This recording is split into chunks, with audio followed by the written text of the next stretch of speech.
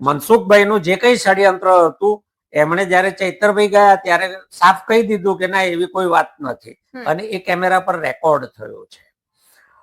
જયારે મનસુખભાઈ ગયા એમના જિલ્લા પ્રમુખને લઈને, કારણ કે કલેક્ટરનું નિવેદન મનસુખભાઈ માટે અણધાર્યું હતું, ગોઠવણમાં ક્યાંક ને ક્યાંક કચાશ રહી ગઈ હશે કે કલેક્ટર સુધી આ મેસેજ પહોંચાડ્યો નહીં કે તમારે હા પાડવાની છે, અથવા તો કલેક્ટર બોલી ન શક્યા, હિંમત ન કરી શક્યા, એટલે ચૈતરભાઈની આગળ એ બોલી ગયા કે ના ખોટી વાત છે. એ પછી જયારે મનસુખભાઈ જિલ્લા પ્રમુખને લઈને જાય છે ત્યારે પાછા એ વાતને ફેરવીને કહે છે. એટલે કાં તો એ કલેક્ટરના હોદ્દાને લાયક વ્યક્તિ નથી, બંધારણીય પદ પર બેસી અને એટલી પણ જો હિંમત ન રાખી શકતા હોય, કરોડરજ્જુ ના હોય, તો એ આ હોદ્દાને લાયક નથી, એમણે રાજીનામું આપી દેવું જોઈએ. અને જો એ ષડયંત્રનો ભાગ છે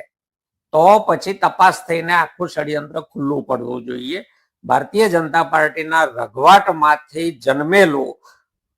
મનસુખભાઈના ખભે બંદૂક રાખીને ફોડાયેલું આ ફૂટી ગયેલી કારતૂસ સાબિત થવાનો છે. સાગરભાઈ, આ જે રઘવાટ શબ્દ તમે પ્રયોગ કર્યો, બની શકે કે જે પ્રધાનમંત્રી મોદીના પ્રવાસની જે વિગતો મંગાવી અને ક્યાંક ને ક્યાંક ભારતીય જનતા પાર્ટી તરફથી જે આદિવાસી ફંડ કહી શકાય કે જે આદિવાસીના બાળકો માટે હોય, આદિવાસીના લોકો માટે હોય, એ ફંડનો ક્યાંક ને ક્યાંક મોદીના પ્રવાસમાં ખર્ચમાં ઉપયોગ કર્યો અને જે વિગતો જાહેર થઈ ગઈ અને ત્યારબાદ રઘવાટમાં આવીને જ મનસુખ વસાવાએ એકદમથી જ ચૈતર વસાવા પર આ પ્રકારના આક્ષેપ લગાવી દીધા અને આક્ષેપ લગાવ્યા બાદ પણ હવે ક્યાંક ને ક્યાંક કલેક્ટર સ્વીકારે છે કે આવી વાત નથી અને બીજા દિવસે કલેક્ટર દ્વારા આ નિવેદનને ફેરવી દેવામાં આવે છે.